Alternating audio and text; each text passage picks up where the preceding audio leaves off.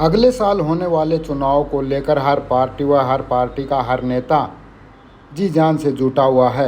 कभी भाजपा तो कभी जेजेपी अपनी रैलियां कर रही है। इसी क्रम में कांग्रेस भी पीछे नहीं है। बता दें कि 9 जुलाई को भिवानी में विपक्ष आपके समक्ष रैली की जाएगी। इस रैली की तैयारी व कार्यकर्ताओं की ड्यूटी लगाने के लिए सांसद दीपेंद्र सिंह हुड्डा जाट धर्मशाला में कार्यकर्ताओं की बैठक लेने पहुंचे। इस दौरान भिवानी पहुंचे सांसद दीपेंद्र सिंह हुड्डा ने जेजेपी व बीजेपी के साथ कुलदीप बिश्नोई व किरण चौधरी पर जमकर निशाना साधा। उन्होंने कहा कि हरियाणा की जनता बीजेपी की 4D सरकार से छुटकारा चाहती है। साथ ही दावा किया कि जेजेपी की इस बार एक भी सीट नहीं आएगी। इस दौरान मीडिया से बातचीत में दीपेंद्र हुड्डा ने किसको लेकर क्या कहा, आप खुद सुनिए। हरियाणा कोने कोने से एक ही आवाज़ आ रही है कि भाजपा जज्बा खट्टर दुष्यंत सरकार जा रही है और हुड्डा साहब और चौधरी भांजी के नेतृत्व में कांग्रेस पार्टी की सरकार आ रही है। दीपेंद्र जी, जेजेपी की भी आज हरियाणा में रैली गई, उन्होंने भी टारगेट रखा कि दुष्यंत चौटाला को सीएम बनाना और 40 सीटें इस बार लेकर आना। ये मैं समझता हूँ कि जो कहते हैं जेजेपी वाले भी अच्छा मजाक कर लेते हैं। ये लोगों के गले नहीं उतरेगी। ये लोग जो बात है, मैं समझता हूँ कि उचाना सीट से ही मैं चुनौती देता हूँ। इस बार उचाना सीट से ही जो है अपना, वैसे तो हरियाणा में कोई एक सीट भी जेजेपी पार्टी की आने की गुंजाइश हरियाणा में नहीं दिखाई दे रही, लेकिन उचाना सीट से भी बड़ी बहुमत से कांग्रेस पार्टी के प्रत्याशी वहाँ जीतेंगे। कल किरण चौधरी ने 700 रुपये कहा है कि उन्हें जो है इसका न्योता भी नहीं मिला जो कार्यक्रम चल रहा है। ये कार्यक्रम, इसमें स्वयं नेता विपक्ष चौधरी भूपेंद्र सिंह हुड्डा जी ने हर विधायक को स्वयं फ़ोन करके जो है निमंत्रण दिया है, जिनमें जो है ये भी शामिल है। किरण चौधरी को दिया सबको, मैंने बता दिया। चौधरी भूपेंद्र सिंह हुड्डा जी ने इस नेता विपक्ष आपके समक्ष कार्यक्रम का स्वयं हर विधायक को, हरियाणा के हर विधायक को स्वयं टेलीफोन करके, वैसे तो ये पार्टी का कार्यक्रम है, पार्टी की मीटिंग में और CLP की बैठक के अंदर इस कार्यक्रम का जो है फैसला होता है, जिसमें सारे विधायक रहते हैं, लेकिन स्वयं हुड्डा साहब ने जो है मेरी जानकारी के अनुसार हर विधायक को, जिसमें ये भी शामिल हैं, हर विधायक को स्वयं टेलीफोन कर। देखिए, कांग्रेस का हमारा स्टैंड ये है कि चुनाव कराओ जल्दी से जल्दी। हरियाणा की जनता अभी सरकार को और नहीं झेल पा रही।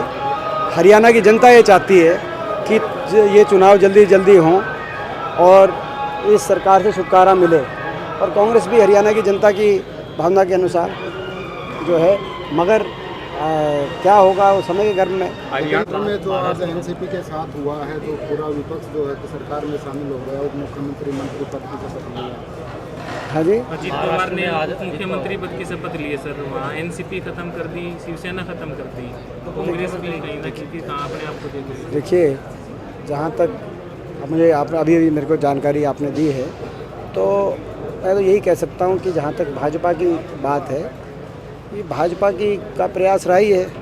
मैंने इनको बोला था कि ये 4D की, जो अमित शाह जी जब आए थे तो उन्होंने 3D बताया था। मैंने इनको 4D का बताया था कि डिवाइड एंड रूल, पहला D, डाइवर्ट, मुद्दों से डाइवर्ट, बेरोजगारी महंगाई के मुद्दों को ये डाइवर्ट करना चाहते हैं। दूसरा D, तीसरा एक डिक्टेटरशिप दी, जो ये आपने जो जिसका उदाहरण दे रहे हो महाराष्ट्र में, ये, और फिर डिसीव ये डिसीव करते, धोखा देते हैं।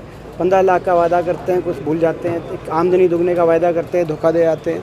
5100 का पेंशन का वादा करते हैं, धोखा दे देते हैं। तो ये तो है, ये तो इनकी सरकारी कार्यशैली में कोई, अगर आप मुझे आपने अभी जानकारी दी, मगर ये कोई चौंकाने वाली बात है। अभी अमित शाह आए थे और में कि मैं हरियाणा की धरती पे हुड्डा साहब आपको चुनौती देने आया, तो मैं समझता हूँ जवाब भिवानी में दिया जाएगा विपक्ष आपके समक्ष की, जो केंद्र सरकार के माध्यम से, जिस केंद्र सरकार ने हरियाणा के हकों को कुचलने का काम किया, हरियाणा के मान सम्मान को कुचलने का काम किया, जिस केंद्र सरकार ने हरियाणा के 750 किसानों की, हरियाणा पंजाब के किसानों की जान कुर्बान हो गई लेकिन उनका तिरस्कार किया, जिस केंद्र सरकार ने हमारे खिलाड़ियों का तिरस्कार किया, घसीट घसीट के सड़कों पे हमारी बेटियों को जो है आज तो आज वो जब चुनौती दे के गए, तो मैं समझता हूँ कि भिवानी विपक्ष आपके समक्ष में, आज विपक्ष आपके समक्ष में, विपक्ष जनता के समक्ष भी होगा, और विपक्ष की ताकत उनको भी विपक्ष की ताकत का एहसास होगा। आम आदमी पार्टी ने भी चुनाव का आगाज किया, कहा जा रहा है कि हर महीने अरविंद केजरीवाल, भगवंत मान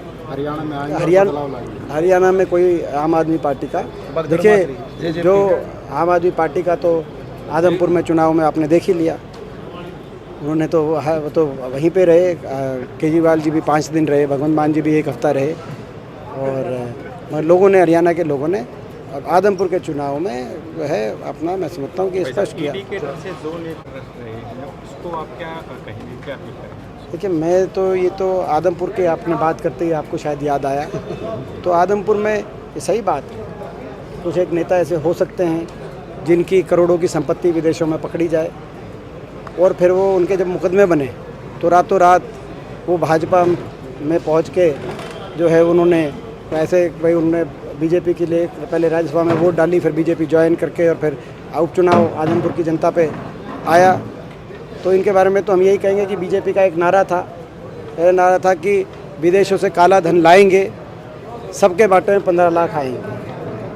अब नया नारा है, काले धन वालों को बीजेपी में लाएंगे, वॉशिंग मशीन से उनके काले धन को सफ़ेद धन बनाएंगे, क्योंकि वो जो संपत्ति पकड़ी गई थी अब वो भाजपा में ज्वाइन हो गए आदमपुर से।